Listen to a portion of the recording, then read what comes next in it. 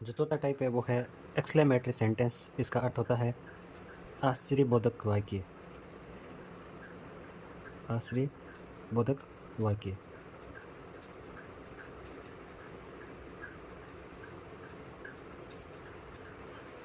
इस प्रकार के वाक्यों की अगर पहचान करनी हो, जहाँ तक बात पहचान की हो, वाक्य के अंत में एक्सक्लेमेटरी मार्क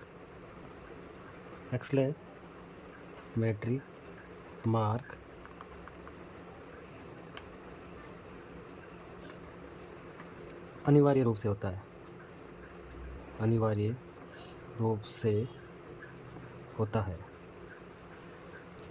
कुछ वाक्यों में क्या होता है, अंत में नहीं होकर के कुछ वाक्यों में किसी शब्द के पीछे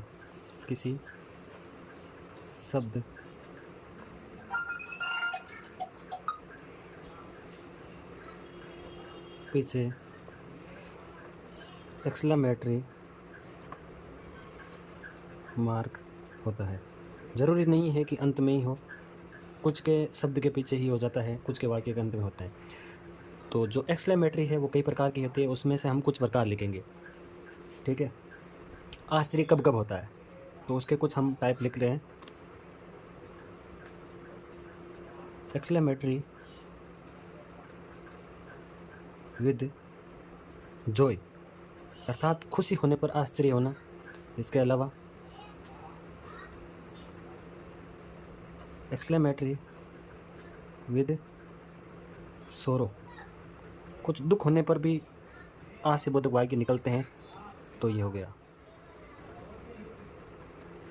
तो एक्सक्लेमेटरी वाक्य है, एक्सक्लेमेटरी सेंटेंस है, उसमें हम एग्जाम्पल की बात करते हैं। तो पहला जो एग्जाम्पल है, ओहो I have pass the CGL exam. तो इसमें क्या हो रही है, खुशी हो रही है। तो ओहो I have pass the exam, यहाँ पर एक्सक्लेमेटरी मार्क है। खुशी एक्सक्लेमेटरी स्टार्टिंग विद जॉय, खुशी वाला ये एक्सक्लेमेटरी है, तो यहाँ पर आप देख सकते हैं कि एक्सक्लेमेटरी मार्क रहता है। इसके अलावा सोरो वाला जो जिसमें दुख होता है, उसमें हम एग्जाम्पल देखते हैं।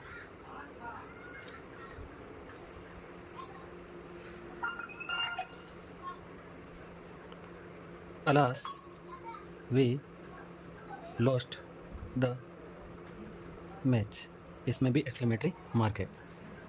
इसके अलावा एक एग्जाम्पल और देखते हैं।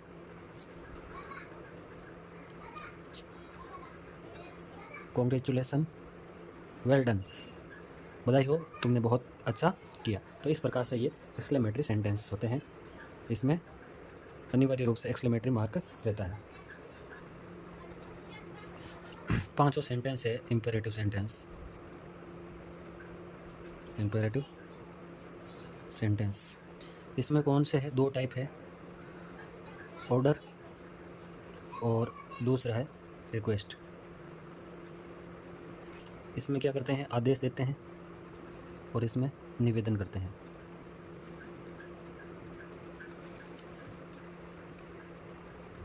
तो चलिए इंपेरेटिव सेंटेंस को समझते हैं। इंपेरेटिव सेंटेंस में या तो ऑर्डर होता है या निवेदन होता है।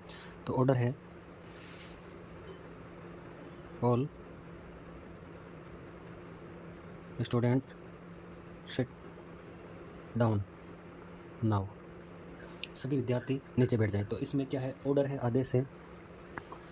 और जो रिक्वेस्ट वाला है, इसमें आप एग्जांपल के माध्यम से समझ सकते हैं, प्लीज़ हेल्प मी। इसमें इंपेरेटिव सेंटेंस के अंत में फुल स्टॉप ही रहता है और इसमें या तो ऑर्डर होगा या रिक्वेस्ट होगी, उस आधार पर आप समझ सकते हैं वाक्य को। तो इस प्रकार से ये टॉपिक आपने समझा। मैं उम्मीद करता हूँ कि ये टॉपिक आपको अच्छी तरीके से समझ में आया है। जो अगला टॉपिक होगा वो कक्षा 8 का जो इंग्लिश का सिलेबस है ग्रामर का, उसके हिसाब से होगा।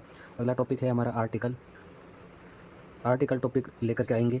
और हमारा एक टेलीग्राम चैनल है जिस पर इस टॉपिक का जो PDF फाइल है वो आपको अवेलेबल हो जाएगी। इसका लिंक मैं नीचे दे दूँगा। अगर आपको ये क्लास पूर्ण रूप से समझ में आई तो आप कमेंट करके बता सकते हैं। और फर्स्ट बार विजिट किया तो हमारे चैनल को सब्सक्राइब करें। धन्यवाद। जय हिंद, जय भारत।